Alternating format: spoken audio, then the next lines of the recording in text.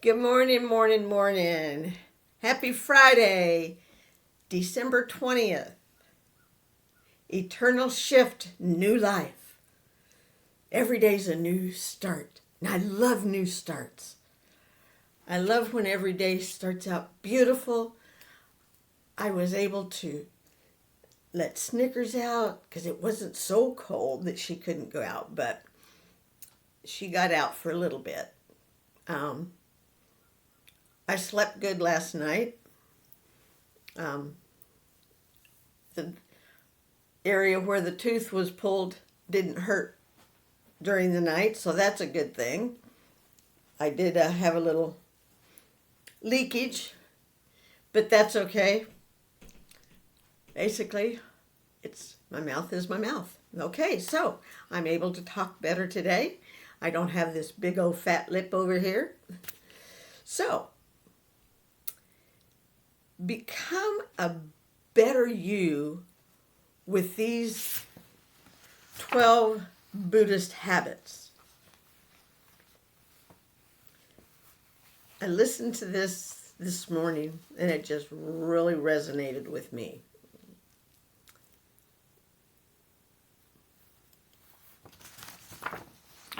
And a lot of this is true for me. So bear with me, okay? Introduction. As a teenager, I was struggling with undiagnosed ADHD, and I still, to this day, have not been.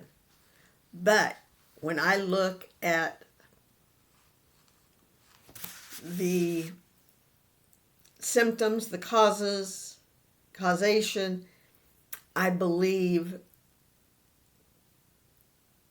in school and still I have ADHD. I know my psychiatrist believes that I do, but she doesn't want to treat that until we get finished with treating my depression and anxiety. And that will hopefully happen after court in January. So, in the meantime, I was struggling with undiagnosed ADHD, which left me feeling overwhelmed and scattered. And I do. I feel scattered all the time. I was dealing with a lot of emotional storms and chaos. Parents were going through a divorce. I was looking for something that could help me find peace and stability. I did, I guess the first, yeah, when we first moved to Norman and I was in school, I met some nice gals. They all wanted to go to the fair, so Mom took us. And we found a special tent that was all about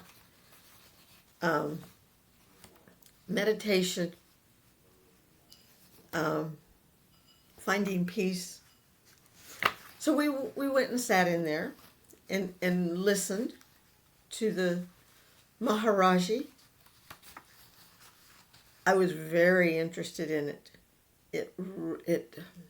It helped me.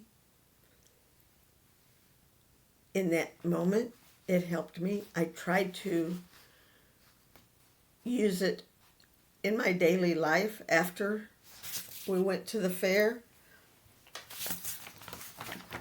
And I did use it daily for a long time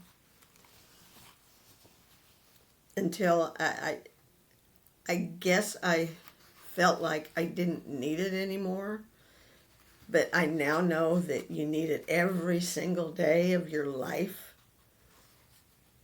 And the habits are good habits. So, it was during this time of stress that I was first exposed to practices that would lead to my interest in Buddhism.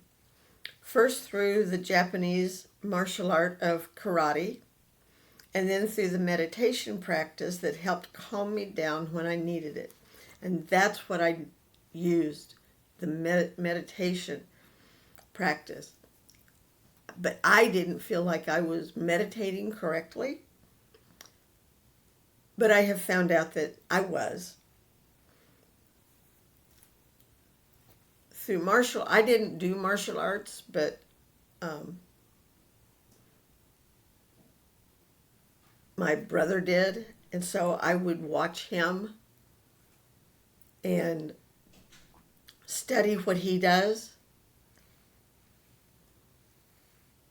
So I learned about the importance of focus, discipline, and perseverance.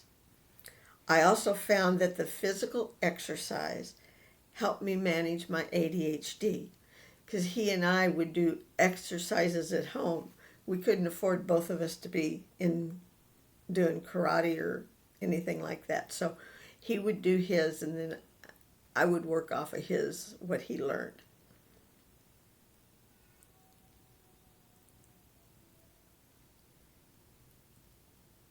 Even though I was not officially diagnosed at the time, as I could channel my excess energy and restlessness into productive movements. One day, while browsing at my local library, I stumbled upon a book about Buddhism, and something about it resonated with me. I was drawn to the idea of mindfulness and the concept of being present in the moment.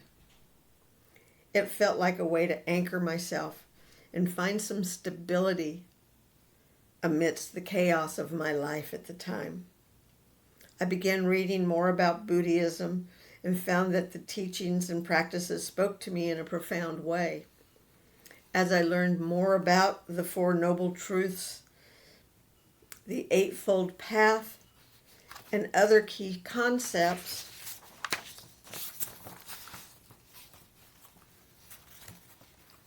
I started to see how they could apply to my own life. One of the most helpful aspects of Buddhism for me was the practice of mindfulness meditation. I found that by sitting and focusing on my breath, I could calm my racing thoughts and find some peace in the present moment. This was especially helpful when my ADHD symptoms were particularly intense. As I continued to study and practice Buddhism, I found that it offered a framework for understanding my experiences and navigating the challenges of my mental health. The idea of impermanence, for example, helped me to see that difficult moments I was experiencing would eventually pass, such as my parents' divorce. That trauma will eventually pass, and it did. The practice of compassion helped me cultivate greater empathy and kindness towards myself and others. Overall, Buddhism became an important part of my journey towards mental health and well-being. The combination of Buddhism and martial arts gave me a holistic approach to finding balance and well-being in my life. By integrating these practices into my daily routine, I found that I was better able to manage my mental health and cultivate a sense of inner peace and strength. But I was not truly a full convert because of the dogmatic beliefs in traditional Buddhism I ran into along the way. Growing up in a Christian fundamentalist household, I wanted to avoid any form of dogmatism. What? You want out? You want out, baby?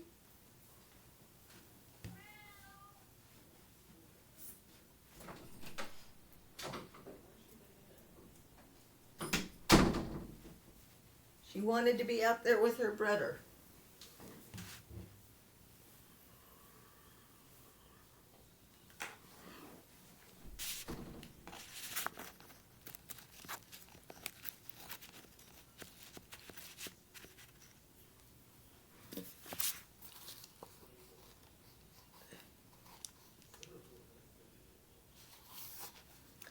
Additionally, didactyl behavior therapy, DBT, helped me develop practical skills for coping with difficult emotions and situations.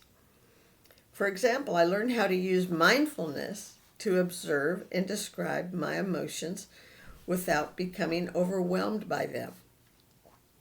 I also learned techniques for regulating my emotions, such as deep breathing and progressive muscle relaxation. One of the most powerful aspects of DBT for me was the emphasis on self-compassion and acceptance.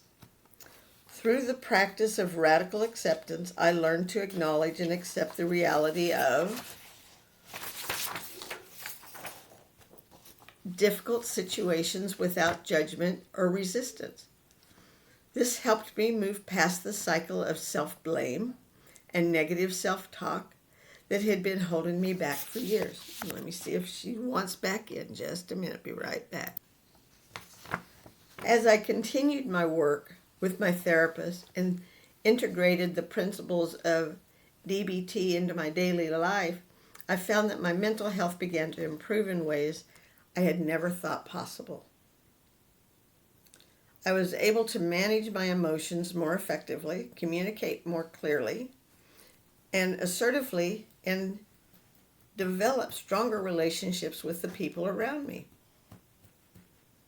Looking back on my journey, I am struck by how the principles of mindfulness and cognitive reconstructing that I first learned through my Buddhist practice were ultimately instrumental in my healing process. Though the integration of these principles into my therapeutic approach with DBT was able to find a way to manage my mental health that felt authentic and empowering. What are you doing, Snickers? There's nothing over there for you. Nothing in the drawers. Come on, baby, back up.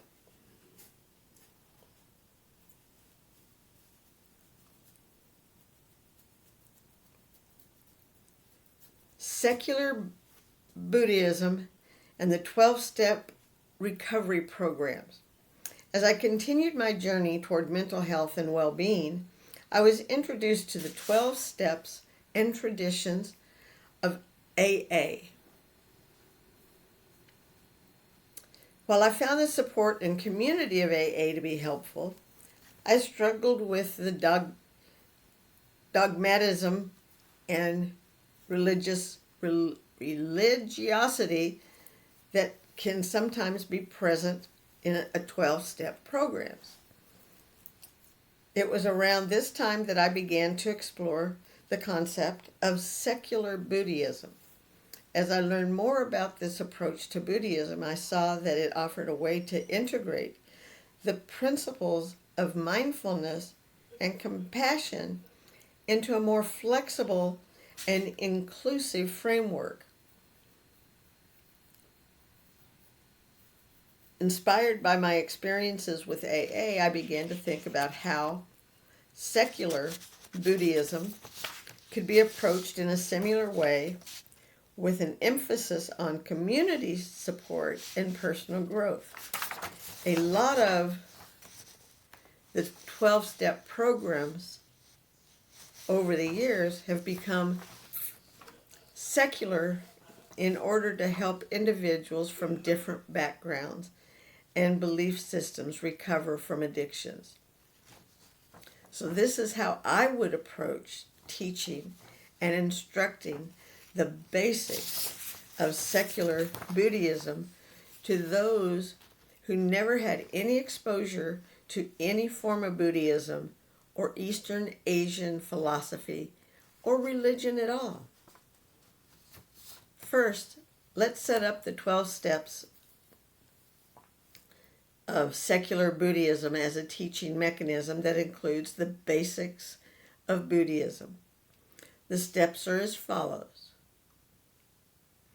We admit that life is marked by suffering, and that suffering arises from craving and attachments. So we need to get rid of stuff that we don't need anymore. We come to understand that our thoughts and actions have consequences and that we are responsible for our own happiness and well-being. That's absolutely true. We are. Nobody can make you happy. No one person can make you happy. You have to want to be happy for that to happen. And you can do that.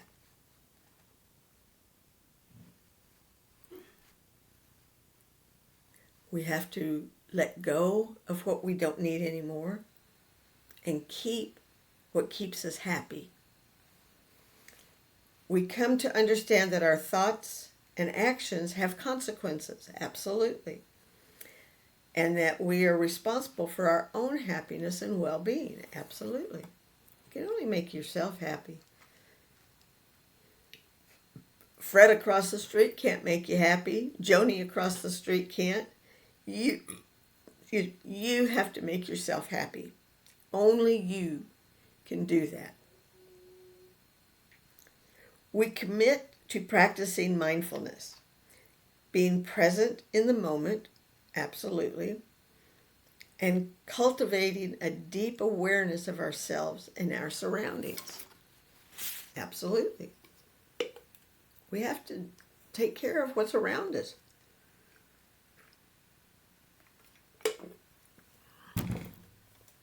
Because if we don't, nobody else will.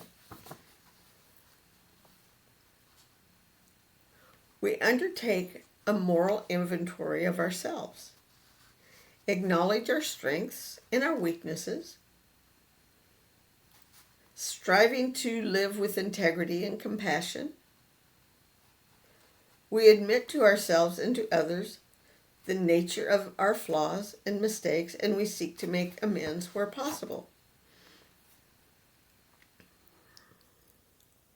We cultivate an attitude of openness and willingness to learn. And we seek out knowledge and wisdom from a variety of sources. Absolutely. I listen to different podcasts about Buddhism, about ADHD, about CPTSD, depression, anxiety. I'm wanting to learn where all this comes from, how we can better ourselves. And that's what I'm trying to do. I'm trying to better myself to where I can help myself to grow and help you. Because I love helping people. I love it. That's my passion, is to help people.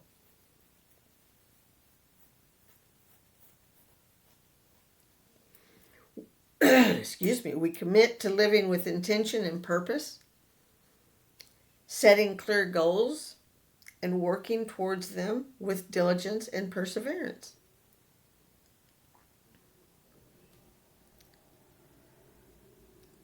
We cultivate a deep sense of gratitude and appreciation for the good things in our lives. We strive to live with an attitude of generosity and kindness toward ourselves and others. We must do that.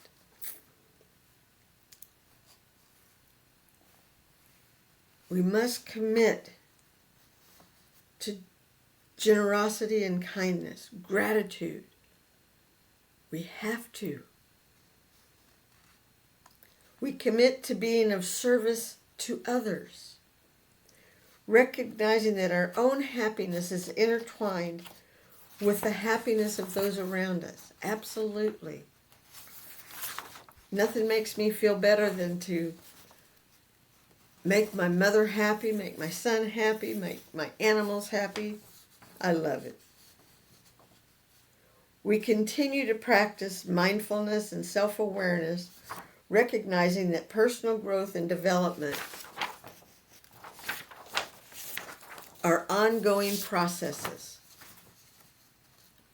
Absolutely. It's something that we keep working at. We have to. We have to keep working at being better and recognizing ways to improve our personal growth and continue developing ongoing processes.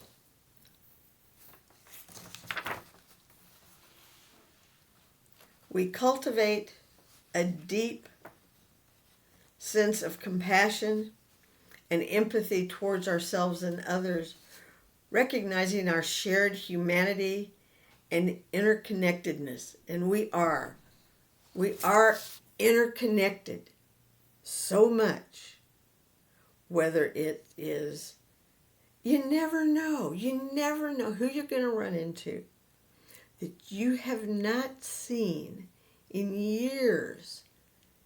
And there they are. They're wanting to connect with you. Make sure you're ready to connect with them. Okay? And that's what we're working on. Making sure that we're all connected, we're all working together for a common goal. And that's what we have to have, a common goal. Absolutely.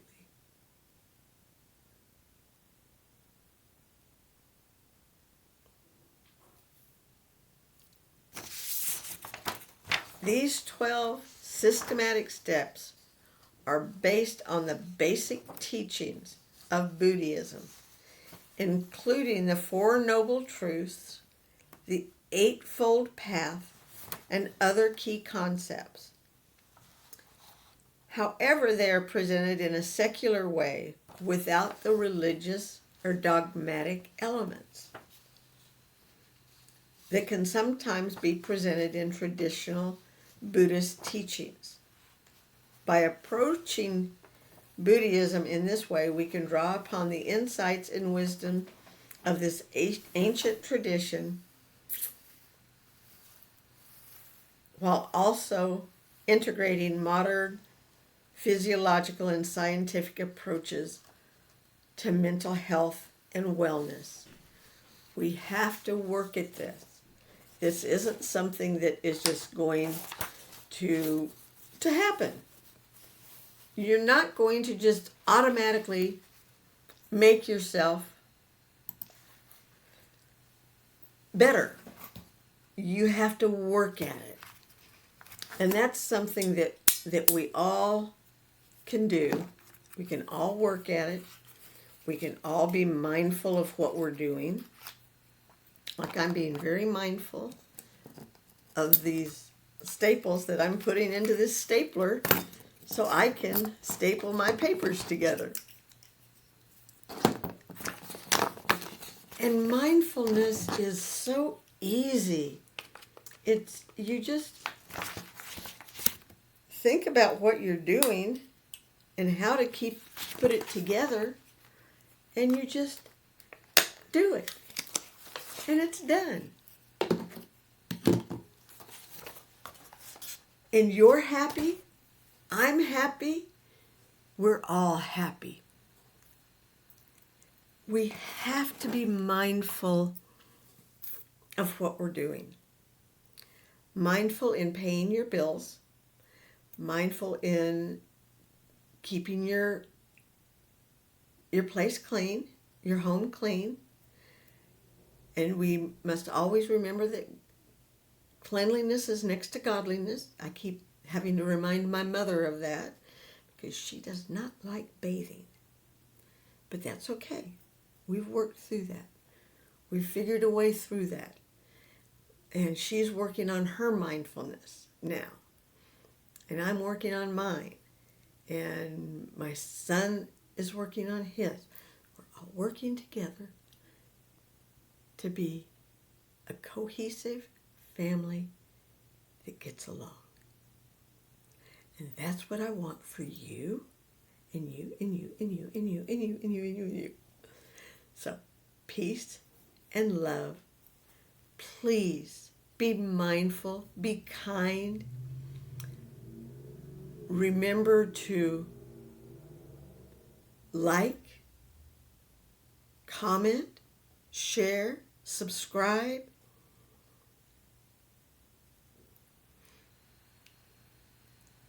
I love talking to you all, talking with you all. I hope one day we can do a live session. In the meantime, have a good Friday. Friday. The weekend. And Saturday, Sunday, Monday, Tuesday. 5 more days to Christmas. Are we ready? No, I'm not. But that's okay. Love you all.